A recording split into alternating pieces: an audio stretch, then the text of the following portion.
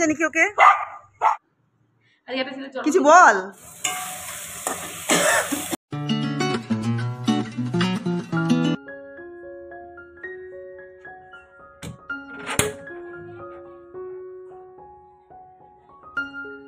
Hello everyone, good morning and welcome back to my channel Jhuma blogs. তোমরা সবাই কেমন আছো? আশা করি সবাই ভালো আছো, আর তোমাদের ভালোবাসায় আমিও ভালো আছি। তো আজকে একটা নতুন সকাল, বাট সকাল কেউ বলবে না, বাইরে দেখে মনে হচ্ছে পুরো দুপুরবেলা, একদম খটমটিয়ে রোদ। হাজব্যান্ড যখন সকাল 5:45 মতো, 45ও না, ঠিক 40 মতোতে অফিস যাচ্ছে, তখন বাইরে হট করে আমি তাকিয়ে দেখছি উপরে খা খা করে রোদ্রু। আমি বলি, এ কি সকাল না, মানে 5:30 পৌনে 6টা নাগাদ এরকম রৌদ্র আমি তো কোনোদিন দেখিনি। অ্যাকচুয়ালি আমি সকাল সকাল এত ঘুম থেকে উঠি না, খুবই কম উঠি। তবুও আমি তো হাজব্যান্ড যখন অফিস যায় তখন তো উঠি, তখন তো দেখি। কিন্তু আজকে যেটা দেখলাম, এত রৌদ্রু, ভয়ানক লাগছে তোকে, প্রচুর রৌদ্রু। কতদিন ওই দেখি না, সকাল মানে ভোরবেলা থেকেই এতটা রৌদ্রু, এত পরিমাণ রৌদ্রু, ভাবাই যায় না এত রৌদ্রু। তো যাই হোক, চলো, এখন বাজে 10:30। এখন থেকে আমি তোমাদেরকে সাথে করে ব্লগটা শুরু করছি। আই হোপ যে তোমাদের ব্লগটা ভালো লাগবে। তো সকাল সকাল দেখো ইলেকট্রিক বিল চলে এসেছে, এখনও দেখিনি, দেখবো কত এসছে ইলেকট্রিক বিল। তাড়াতাড়ি রান্নাটা বসিয়ে দিলাম, একটা গ্যাসে ভাত বসিয়েছি আর একটাতে মাছটা ভেজে নিচ্ছি। মাছটা তার আগে ভালো করে ধুয়ে নিয়েছি, আর এদিকে মাছটা ভাজা বসিয়ে দিয়েছি। প্যানটা যেহেতু আমার একটু ছোট, তার জন্য আমার হাজব্যান্ড বলে যে বেশি বেশি করে মাছ দেবে না, তাহলে ভালো ভাজা হবে না। তার জন্য আমি প্যানটাতে 4টে করেই পিস দিই। 4টে করে ভাজা হলে আবার তুলে নিয়ে আবারও 4টে করে দেই। একটু টাইম লাগে, বাট ভালো করে ভাজা হয়। আর আমাদের বাড়িতে মাছ একটু ভালো করে ভাজতে হয়। চানাটা আমি ভিজিয়ে নিয়েছিলাম, রাতের বেলা চানা মশলা হবে বলে। আর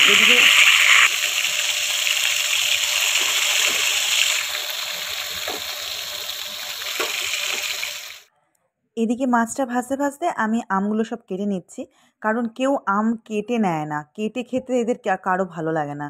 আম কেটে দিতে হবে, লিচু ছুলে রাখতে হবে ফ্রিজে, বিশেষ করে নিকির কিচ্ছু ছুলে হাতে করে কিছু করে খেতে চায় না, সব কিছু করে দিতে হয়। যার জন্য আমি কী করি, আগে থেকেই আমটা কেটে ফ্রিজে রেখে দিই।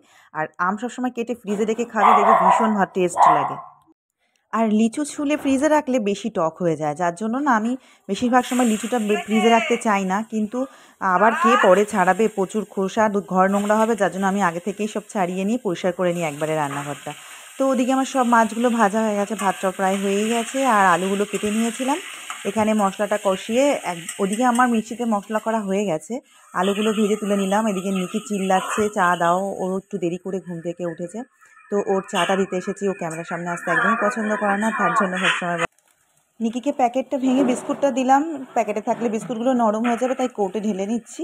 আর সারা রান্নাঘর আমার বিছিয়ে আছে, এখন তাড়াতাড়ি করে পরিষ্কার করবো, তার আগে মাছের ঝোলটা করে নেই।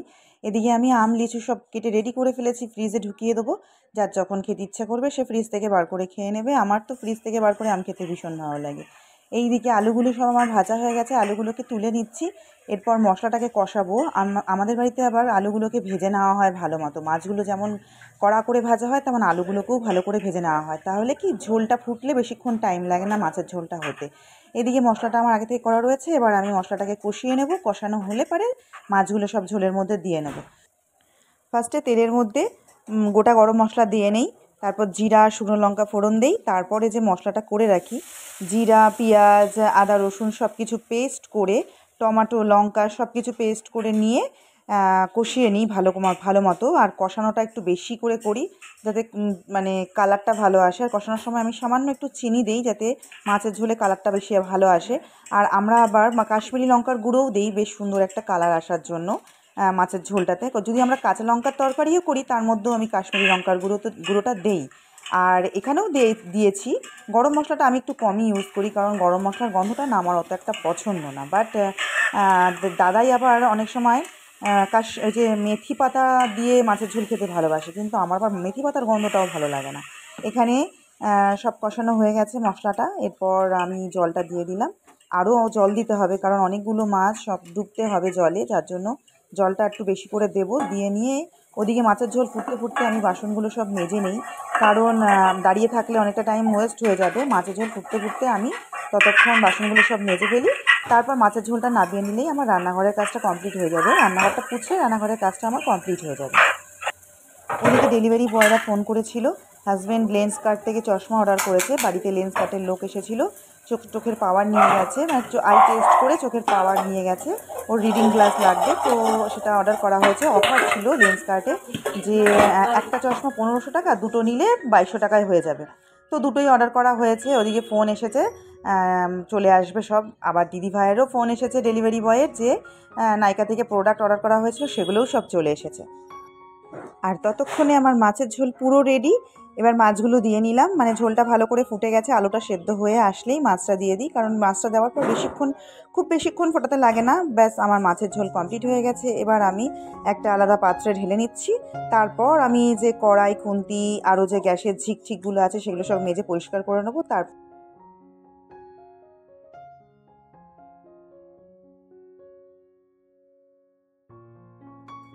নিকি লেট করে ঘুম থেকে উঠেছে, অনেক দেরিতে চা খেয়েছে বলে ভাতটা ও সবার পরেই খাচ্ছে।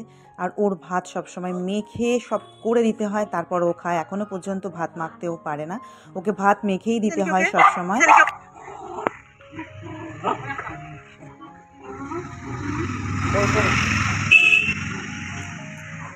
এটা মনে হয় নাইকার প্রোডাক্ট। তাহলে দিদি দিবে নাইকা তো কথা বলছো?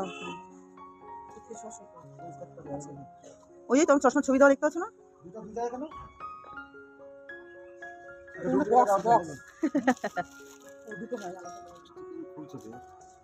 তাই তো, দুটো দুরকম বক্স হলো কেন? না না, খোলা না। আর একটার সাথে একটা ফ্রি, আসলটা প্যাকেটে দিয়েছে আর ফ্রিটা এমনি ওরকম ভাবে দিয়েছে। আগে বাই ওয়ান গেট ওয়ান। টাকা ছাড়া হয়ে গেল। ও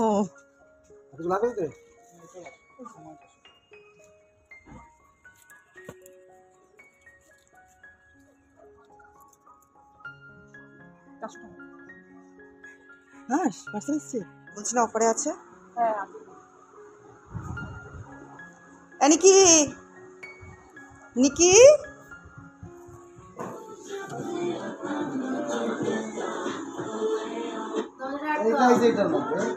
হ্যাঁ,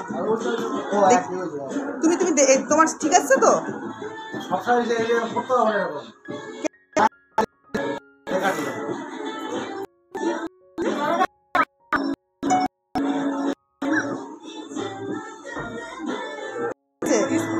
হ্যাঁ, কেমন লাগছে পরে চশমাটা? নিকি এটা বন্ধ কর না সাউন্ডটা। কারোর তাকালে সমস্যা কেন?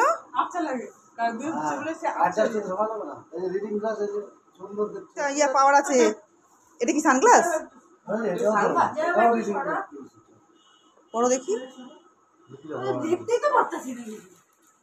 ঠিক আছে,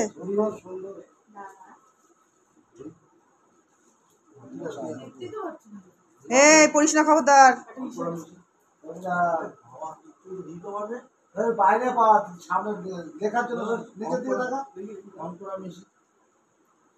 সবাই ট্রাই দেখি ও কেমন লাগছে, পাওয়ারটা কেমন লাগছে? হ্যাঁ বাবু, বাবু চোখ খারাপ হয়ে যাবে, ছেড়ে দে। এখান থেকে বোঝা যাচ্ছে অনেক পাওয়ার। আরে পড়ার জন্যই তো নিল। নিকি চ, ওটা খুলবি চ, ওটা খোল পার্সেলটা। গায়ে দিয়ে সর, গায়ে দিয়ে সর, গায়ে দিয়ে সর। আমার গায়ে ভালো লাগে না। আরে এই দিক দিয়ে খোলে, এই দেখ পারবি ঢোকা দেখি হাতটা। দেখো তো কটা বাজে? 57-11টা।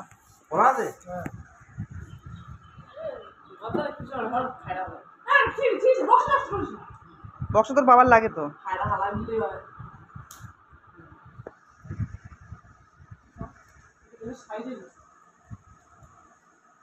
বাবা, একটা পার্সেল কাটতে দিন চলে যাচ্ছে। যারা পার্সেল খুলে তারপরে বলে তোমাদের অভ্যাস আছে নাকি? না না, অনেক বাইরে থেকে আসে, অনেক বড় প্যাকিং ট্যাকিং করে আসে, যদি পড়ে টরে যায় তখন তো ডেলিভারি বয়দের দোষ হবে। তুই উল্টো দিক দিয়ে খুলেছিস, যার জন্য এরকম অসুবিধা হলো। পেছনটা খুলে ফেলেছিস। দাঁড়া আসতে দাঁড়া কি আইছে কি এ মা অঙ্করা বেশি আইছে এদিকে আমার এই এটা হচ্ছে হানি কম নেই তো দেখি হাতে হাতে নিয়ে। তুমি খাওয়াইছো না না পাউডার ওই ডে নাইট তো লেখা নাই ওয়াও, এর দেখতে পাচ্ছ না চোখে এটা কি এই যে ডে ডে ক্রিম এই যে উপর লেখা আর রয়েছে। এই যে নাইট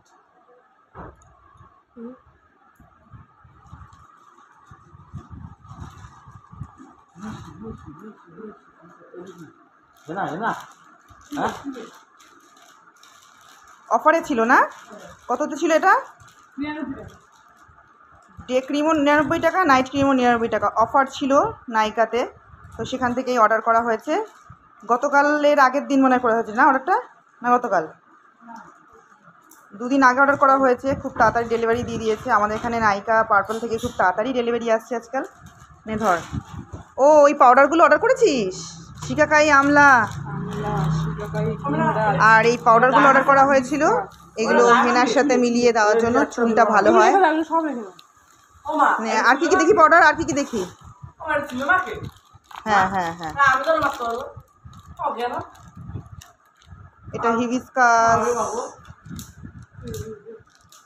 এটা কি?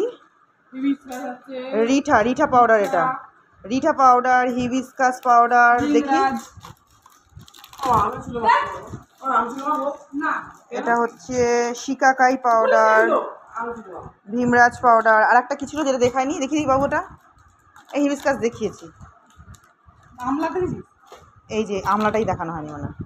এটা আমলা পাউডার। এগুলো সব হেনার সাথে মিশিয়ে এমনি প্যাক এমনি মাখা যায়। এমনি কিভাবে মাখে? কি দেখি প্যাকেটগুলো সবাই সব পার্সেল। আমি কম আমি কেন এত এটা একটু অয়েলি এত কম কেন এটা কি আমি জানো কিসের বিয়ের ক্রিম নিয়ে এসেছি? কিসের জানো ওটা? শীতও মাখা যায় না আমি কিসের ক্রিম নিয়ে আসলাম ওটা? একটু একটু রাতের তো একটু অয়েলি 250 টাকা দাম নিয়েছে, আর এগুলো 99 টাকা। অফারে তো ফেস লোক দেখ না অরিজিনাল দাম কত 200 কত টাকা করে। এই ফেস ওয়াশটা আমার জন্য অর্ডার করিস, ঠিক আছে? আমি নেব। কটা আমি নিম ফেস ওয়াশ কিন্তু আমি নিম নেবো না। নিমই বল কি আছে আজকে, ম্যাচ ভালো করে বল। হ্যাঁ ম্যাচ আছে আমাদের বাবু রেডি হয়ে গেছে ম্যাচ খেলার জন্য। আর কি কি টুর্নামেন্ট হচ্ছে? হ্যাঁ, নকআউট টুর্নামেন্ট নকআউট টুর্নামেন্ট। এই যে আমাদের পিঙ্কিদি সব জানে। এই মা চোখ মারলো। নকআউট খেলা, দাঁড়া দাঁড়া, খেলা হচ্ছে 3:30 থেকে। ও 3:45 সময় রেডি হয়ে খেলতে যাচ্ছে। তোমরা দেখো মাঠে ওই দাগ কাটা হচ্ছে, ও গিয়ে সেই দাগগুলো কাটবে এখন। না না মাঠ চলে এসেছে তো সব হয়ে গেছে কাটা। মাঠ সব চলে এসেছে প্লেয়াররা চলে এসছে। হ্যাঁ, সঞ্জীবরা কেটেছে সকালে। এই এই যে আমাদের প্লেয়ার 3:30 থেকে খেলা, 3:45 সময় রেডি। দিনরাত বাড়িতে বলে লাথি মারে, দিনরাত। দেখি আজকে তুই কেমন খেলিস। চলো আমরাও যাব দেখতে খেলা। এখন বাবু যাচ্ছে। টাটা বাবু।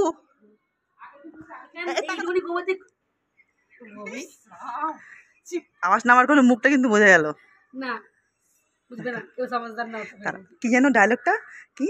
चार लड़कियां अगर बातें करे तो चुगली, हम लोग 3 लोग हैं और 4 आदमी बात करे तो मीटिंग। ये तो नाइंसाफी है हम औरतों के साथ।